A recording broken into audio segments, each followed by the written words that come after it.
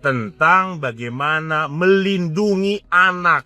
Ya, karena ketika sudah menikah, memiliki anak, ketika bercerai karena sesuatu, maka anaklah yang sering menjadi korban. Oleh karena itu, undang-undang ini dibuat. Aksi pamer kemesraan fisik yang dilakukan oleh Sarwenda dan Giorgio Antonio saat siaran langsung kini memicu kritik sangat tajam. Netizen yang budiman dengan akun @zakimubarak703 menyentil keras perilaku keduanya yang dinilai telah melampaui batas kesusilaan ruang publik. Tindakan mengumbar kontak fisik tersebut dikhawatirkan memberi pengaruh buruk serta menjadi contoh destruktif yang mendoktrin generasi muda saat ini.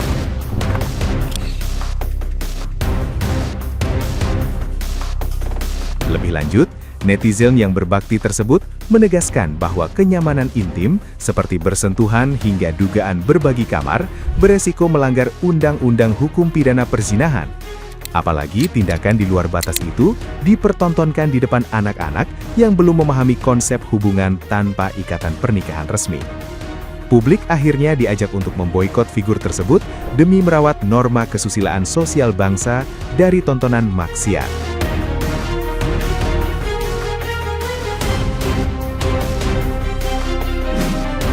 Bismillahirrahmanirrahim. Masih tentang hubungan Sarwenda dan Giorgio Antonio Chandra yang mereka sebut Sargio. Ya, pengikutnya disebut Sargio. Saya ingin melihat bahwa hubungan mereka sudah melampaui batas. Saya tidak ingin menggunakan instrumen agama, karena kalau misalkan saya sebagai seorang muslim, instrumen Islam sudah terlalu sesak untuk dijadikan alat pemacu dan juga alat pengukur bahwa hubungan mereka sudah di luar batas. Tapi saya ingin mencoba menggunakan instrumen yang lain, yakni instrumen negara. Karena negara hadir dengan untuk merawat norma, untuk mengedepankan agama dan seterusnya. Lalu bagaimana hubungan yang melanggar batas, ya, sentuhan-sentuhan fisik, ya, ciuman, ya, meraba-raba di ruang publik. Apakah ini bisa dijadikan alat pemukul menurut hukum? Menurut saya ini sudah sangat cukup sekali, banyak bukti. Gini aja lah ilustrasinya, di depan kamera saja sudah berani untuk bersentuhan. Di kamera saja, di depan itu sudah berani untuk mengumbar syahwat. Apalagi kalau di luar kamera, apalagi dengan narasi, ya, janda rasa gadis, lalu berpegang-pegangan, baik di dalam rumah, ya, maupun di mall dan di tempat-tempat umum. Ini sudah melewati batas. Bagaimana negara hadir terkait dengan ini? Satu, kita memiliki undang-undang namanya Undang-Undang Perkawinan nomor 1 tahun 1974 yang direvisi menjadi Undang-Undang nomor 16 tahun 2019. Pada prinsipnya ada 4 prinsip dalam undang-undang itu. Satu, bahwa pernikahan kita itu lebih kepada monogami, ya, monogami. Artinya ketika ada poligami diperbolehkan, tapi dengan banyak syarat, terutama izin dari istri yang pertama. Yang kedua, pencatatan, bahwa ketika menikah kita harus dicatat. Ada di dalam Islam namanya nikah siri. Itu dalam konteks di hadapan negara itu tidak diperbolehkan. Karena apa? Karena untuk melindungi hak-hak, ya. Ketika sudah dicatat, maka negara hadir. Ketika ada perselisihan, maka negara bisa menyelesaikan. Kalau tidak dicatat, maka negara abai terhadap dengan konflik-konflik itu. Ketiga, ya, bahwa negara harus melindungi kewajiban dan hak suami istri, itu harus adil, harus sesuai, tidak boleh ada yang dirugikan dan seterusnya.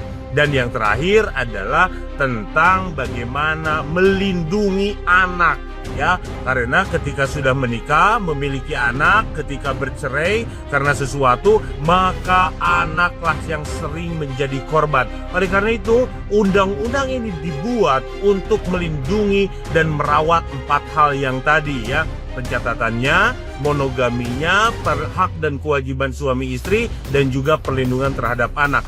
Lalu bagaimana ini, apakah termasuk perzinahan nih? Kalau seandainya saya tidak menuduh, tetapi sepertinya gitu ya, sepertinya bahwa keduanya sudah begitu nyaman ya, sudah berpegang-pegangan, bersentuhan fisik, seperti pernah berada di dalam satu kamar, dan itu kamar yang ruang privasi pun sudah dimasuki. Sepertinya di luar kamera sudah melakukan hal yang di luar batas. Saya tidak tahu dan saya tidak menuduh, tapi jika ini terjadi, maka ini kena dengan pasal perzinahan. Ada di KUHP yang lama, ada di KUHP yang baru ya, yang nomor 1 tahun 2023. Bagaimana? Apakah ini merupakan perzinahan? Mari kita definisikan. Zina kalau di KUHP lama adalah ketika bersetubuhan ya, di mana keduanya memiliki atau salah satunya memiliki pasangan. Itu zina. Dalam Islam disebut dengan zina muhson begitu ya. Tetapi KUHP yang baru adalah zina adalah persetubuhan, baik itu memiliki pasangan ataupun tidak, walaupun belum menikah, tetapi tidak ada ikatan pernikahan. Garis bawah ya, ketika tidak ada ikatan pernikahan, melakukan persetubuhan, maka itu adalah zina. Maka ini sudah melanggar konstitusi, maka ini bisa dipenjara. Bagaimana caranya? Tentu karena ini bukan ini adalah delik aduan, harus ada yang mengadukan. Di undang-undang baru itu aduannya bisa oleh pasangannya yang merasa dirugikan, bisa juga oleh orang tuanya. Misalkan belum menikah, maka orang tuanya bisa mengadukan. Ini bisa dihukum kalau dulu 9 bulan, sekarang minimal 1 tahun. Ya, itu berarti delik aduan. Maka jika saja ya mereka berzina, tetapi mereka suka sama suka, ya tentu saja tidak bisa karena tidak ada yang mengadukan. Jika Gio dan Sarwenda melakukan sama-sama suka sama suka dan lainnya, maka tidak bisa diadukan. Tapi dalam agama dan sistem tata sosial dan tentang susila kita, ini betul-betul tidak diperbolehkan. Bahkan di sana ada anak kecil, bahkan di sana ada anak Sarwenda yang bisa terpengaruh atau bahkan merekam sehingga ini ibu saya melakukan ini. Boleh dong yang namanya sharing room, kumpul kebo ya, nggak boleh. Ya, tidak boleh. Agama apapun yang saya tahu tidak memperbolehkan kumpul kebo. Apalagi kalau terjadi ya ada yang dirugikan, tidak saling ridho, tidak saling suka. Tetapi dalam konteks agama, misalkan agama mayoritas di Indonesia, agama Islam, ini akan menjadi contoh yang buruk.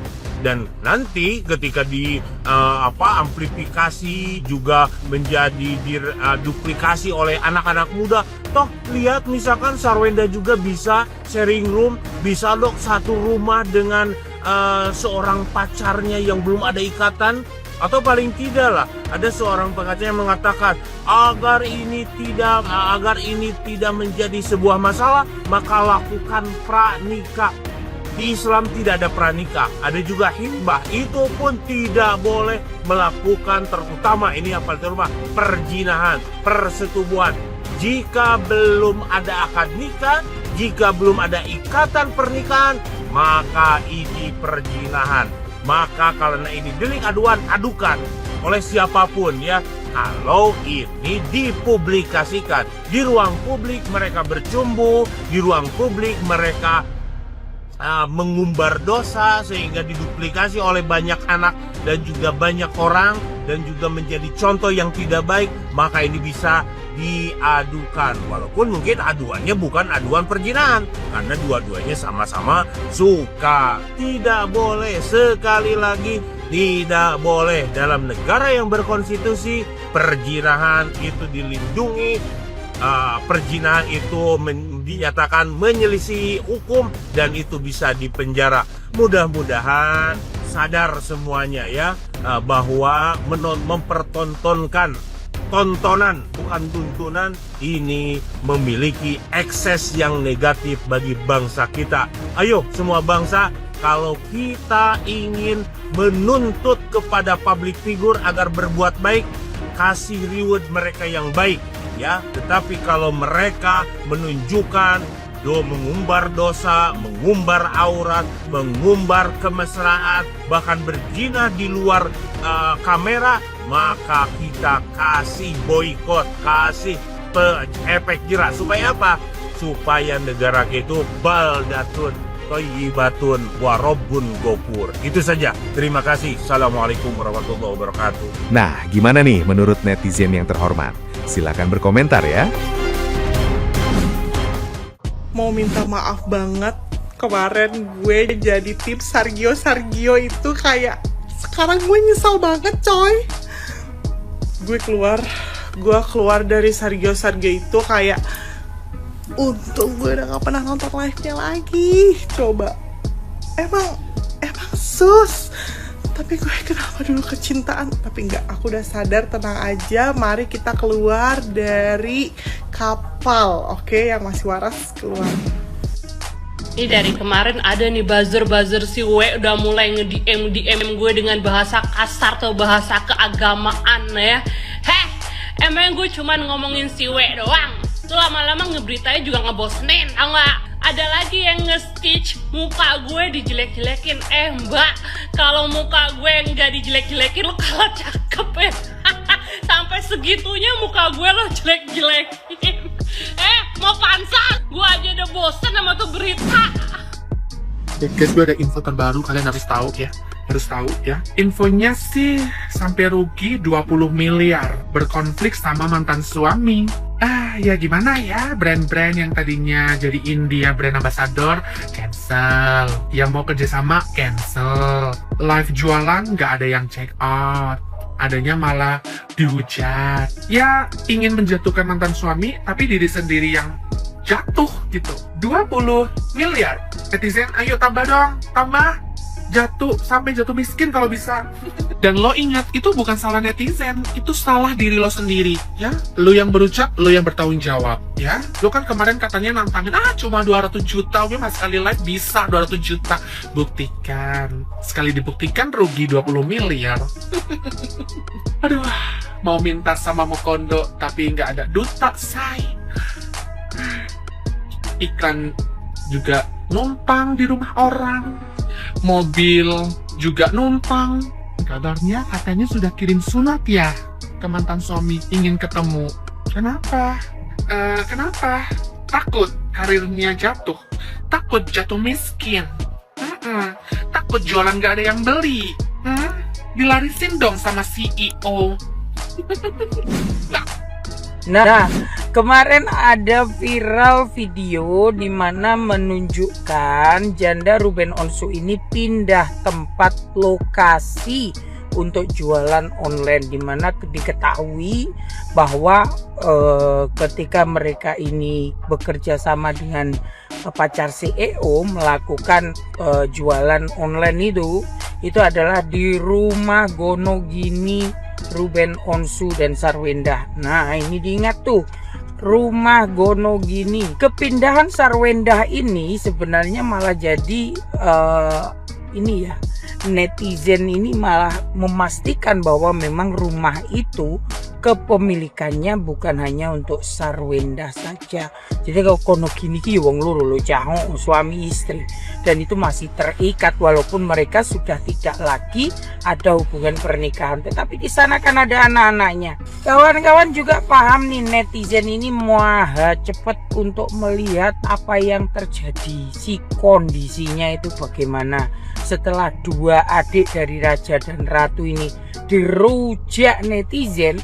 Sekarang netizen dari si janda Ruben Onsu mulai mengkritisi dan merujak pedas para kreator-kreator yang membela Ruben Onsu.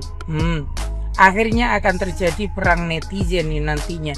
Yang satu bawa kerudung sama tuh seperti netizennya si Mbok D, yang satunya menggunakan bahasa-bahasa yang saya kira sopan ya. Pendukungnya dari Ruben Onsu ketika menyampaikan sesuatu sopan-sopan. Contohnya saya. Salam cinta damai dari Kediri.